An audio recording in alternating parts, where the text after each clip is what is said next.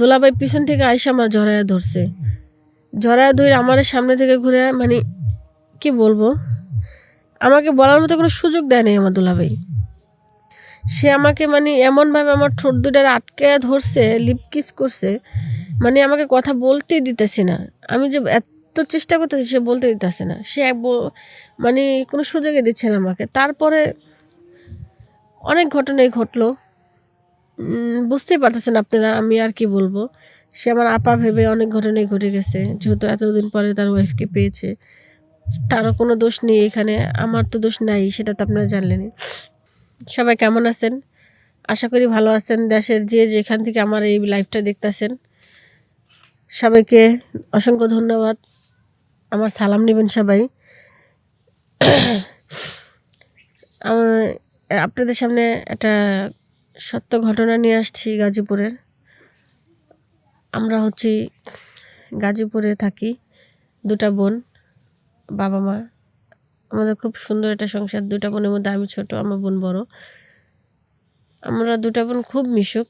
আর মজার ব্যাপার হচ্ছে কি, আমার বোনের নাম হচ্ছে সুইটি, আমার নাম হচ্ছে বিউটি। আর আমরা দুইটা বোন হচ্ছে যমজ, দেখতে সেম একই রকম। যে দেখবে সেই বলবে যে, মানে আমাকে দেখলে মাঝে মধ্যে বলে সুইটি, ওরে দেখলে বলে বিউটি, আবার ওরে বলে বিউটি, আমাকে বলে সুইটি। মানে কেউ বলতে পারে না মানে আমাদের মধ্যে কোনো অমিল কিছুই নেই, সব দিক দিয়ে আমাদের মধ্যে মিল আছে। তো সেক্ষেত্রে আমার বোনের একটা ছেলের সাথে রিলেশন করে। তো রিলেশন করার পরে কলেজে যখন উঠছে তখনকার রিলেশন করার পরে অনেক দিন ভার্সিটিতে শেষ করে, আর যখন মানে বাবা মা বিয়ের জন্য চাপ দিচ্ছে, তখন কেউ ছেলে কথা বাসায় বলছে। বলার পরে বাবা মা দেখছে, দেখে বাবা মা বলতেছে আচ্ছা ঠিক আছে, ছেলের সাথে তোকে বিয়ে দেবো। তো বলছে যে ছেলের ফ্যামিলিকে আমাদের বাড়িতে আসতে বল, তাহলে তো আমরা বিয়ে দেবো। তো ও যা ছেলের ফ্যামিলিকে জানার পরে ছেলের ফ্যামিলি আসে, কথাবার্তা বলে, মানে দুজনের ফ্যামিলির সাথে দুজনের ফ্যামিলি মিলে যায়। যাওয়ার পরে মানে বিয়ে ঠিক হয়। আমার খুব আনন্দ হচ্ছিল যে আমার বোনের বিয়ে, আমি খুব মজা করব, সাজগুজ করব, শাড়ি পরবো, খুবই আনন্দ হয়েছে।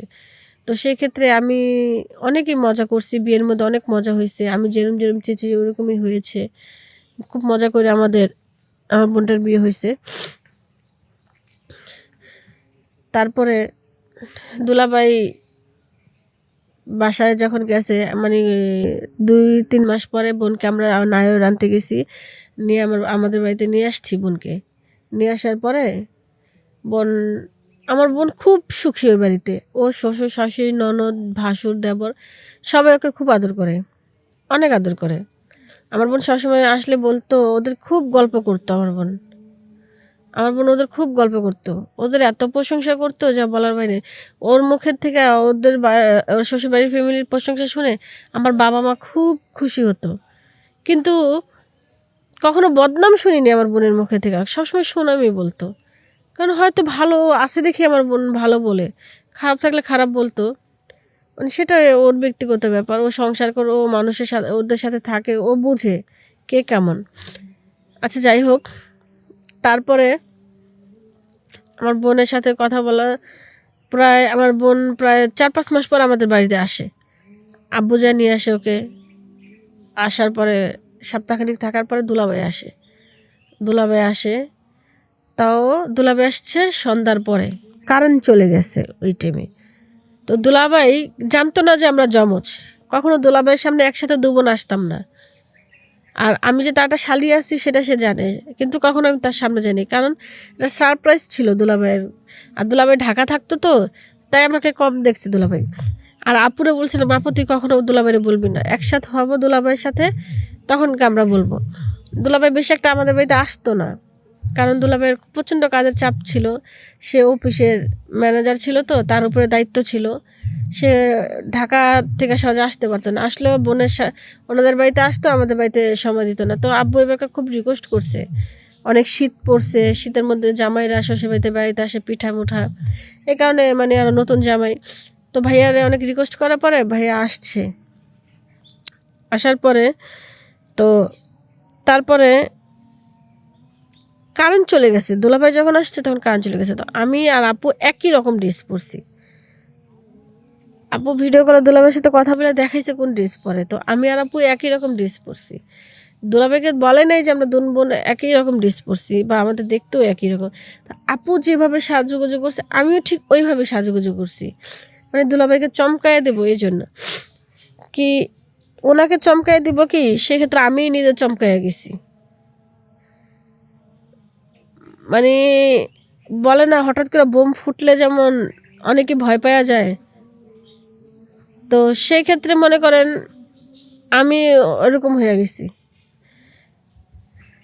যাই হোক, তারপরে দুলাভাই আসছে আমাদের বাড়িতে, মানে দুলাভাইও আসছে যে আপুরে সারপ্রাইজ দেবে। আসার কথা 2 দিন পরে, সে জায়গায় দুলাভাই 2 দিন আগেই চলে আসছে, তো আপুকে সারপ্রাইজ দেবে। আমি আমি আর আপু বসেছিলাম, পর আপু বলে কি যে তুই বস আমি আসতেছি। আম্মা ডাক দিছে, পর আম্মার কাছে গেছে, তো ওর শ্বশুর শাশুড়ি কল দিছে, তো সেখানে ও কথা বলতেছিল। তো আমি আবার ঘরে বসে বসে মানে পড়াশোনা করতেছিলাম। তো ওদিকে ফিরা আমি আবার মানে ফোনে করছিলাম, ফেসবুকে চ্যাট করতেছিলাম, মানে এমনি গান টান দেখতেছি, শাড়ির পেজে ঢুকছিলাম, 3 পিসের পেজে। আমরা 2 বোন আবার মানে খুব সুখী যে অনলাইনে থেকে আমরা বেশিরভাগ কাপড় চোপড় অর্ডার করতাম। তো তারপরে এটা করার পরে আমার বোন যা কথা বলার পর আমি তো বসে রয়েছি, অনলাইনেই করতেছি। দোলাভাই পিছন থেকে আইসা আমার জড়ায়া ধরছে, জড়ায়া ধরে আমার সামনে থেকে ঘুরে, মানে কি বলবো, আমাকে বলার মতো কোনো সুযোগ দেয় নাই আমার দোলাভাই। সে আমাকে মানে এমনভাবে আমার ঠোঁট দুটার আটকে ধরছে, লিপ কিস করছে, মানে আমাকে কথা বলতেই দিতেছে না। আমি যে এত চেষ্টা করতেছি সে বলতে দিতেছে না, সে মানে কোনো সুযোগই দিচ্ছে না আমাকে। তারপরে অনেক ঘটনাই ঘটলো, বুঝতেই পারতেছেন আপনারা, আমি আর কি বলবো। সে আমার আপা ভেবে অনেক ঘটনাই ঘটে গেছে, যেহেতু এতদিন পরে তার ওয়াইফকে পেয়েছে, তারও কোনো দোষ নেই এখানে, আমার তো দোষ নাই, সেটা তো আপনারা জানলেনই। পরে যখন কারেন্ট চলে আসছে হঠাৎ করে, দুলাভাই তো আমাকে দেখে অবাক, সে আমাকে দেখে পুরাই অবাক, মানে সে কিছু বলতেও পারতেছে না, কিছু ই করতে পারছে না। কতক্ষণ আমার দিকে তাকায় চোখ দুটা দিয়ে অঝরে পানি ঝরতেছে। পরে আমার পায়ে ধরে ফেলছে, পায়ে ধরে আমাকে বলতেছে, বোন তোর কাছে আমি মাপ চাই, আমি যা করছি আমি তোর আপাকে ভেবে করছি, আর অন্ধকারের মধ্যে আমি খেয়াল করিনি। পরে আমি বললাম যে দুলাভাই আমি এখন কি করব। পরে দুলাভাই আমার পায়ে ধরে অনেক কাকুতি মিনতি করতেছে, অনেক কান্না করতেছে। পরে চিন্তা করলাম আমি যদি এই কথা কারো কাছে বলতে যাই তাহলে আমারও মান সম্মান চলে যাবে, আর দুলাভাইয়েরও মান সম্মান চলে যাবে, আর আমার আপার সংসারটাও নষ্ট হয়ে যাবে। তো আমি চাই না আমার আপার সংসারটা নষ্ট হয়ে যাক। তো সেই ক্ষেত্রে আমি কাউকে কিছু বলি নাই, দুলাভাইরে বলছি আচ্ছা ঠিক আছে আমি কাউকে কিছু বলবো না। পরে দুলাভাই ঠিকঠাক হয়ে বসছে, পরে আপার যা খবর দিচ্ছে, আপা দুলাভাই আসছে, যা রুমে যা। আমার লাইফে যে এত বড় একটা ঘটনা ঘটে যাবে আমি কখনো বুঝতে পারিনি, সত্যি কথা। মানুষ মানুষ মারতেই ভুল হয়, তো সেই ভুলটা নয় আমারও হয়েছে, বাট আমার দুলাভাইয়েরও হয়েছে। তাকে তো আর আমি এখন কিছু বলতেও পারতেছি না, কিছু করতেও পারতেছি না, কি বলবো তাকে, আমি বলার মতো কোনো ভাষা আমার কাছে নেই। একটা কথা কি, মানুষ না জেনে ভুল করলে তাকে ক্ষমা করে দিতে হয় বলে, আর জেনে শুনে ভুল করলে তো তাকে ক্ষমা করা যায় না। আর আমার দুলাভাই সেটা না জেনেই ভুল করছে, সে আমার হাতে পায়ে ধরছে, কান্নাকাটি করছে, এখানে তো তার কোনো ভুল নেই, আমি তার কোনো ভুল দেখতেছি না। তারপর আপনাদের কাছে আমি এইটুকুই বলতেছি যে আপনারা কোনো বাজে কমেন্ট করবেন না যে দুলাভাইয়ের সায় আছে, শালিরও সায় আছে, এখানে কারো কোনো নেই। অন্ধকার রুমের মধ্যে কারেন্ট চলে গেছে, সে আমাকে খেয়াল করেনি। তো যাই হোক, যেটা হবার হয়ে গেছে। তো আমি বলি যদি যমজ বোন কেউ থেকে থাকেন অবশ্যই একটু সাবধানে থাকবেন, কখনো এরম ভুল করবেন না, কারণ একটা ভুলের জন্য আজীবন কান্না করতে হয়। ভুল হয়ে গেলে কান্না করবেন, ভুল না হলে তার কান্না করবেন না। তো সেই কারণে সেফটি থাকা ভালো, যার ভাবে শেষে সেফটি থাকেন। আর বোন যদি একজন বিয়ে হয়ে যায় তাহলে আরেকজন মানে একটু সেফটি থাকতে হয়। তো আশা করি আমার কথাগুলো যদি কারো ভালো লেগে থাকে তো ভালো, আর যদি খারাপ লেগে থাকে অবশ্যই বলবেন যে খারাপ লাগছে, কিন্তু কেউ বাজে কোনো আমাকে খারাপ কমেন্ট করবেন না, হ্যাঁ? আমি আর কিছু বলতে পারতেছি না, আমার ভাল লাগতেছে না, এখানেই রাখলাম।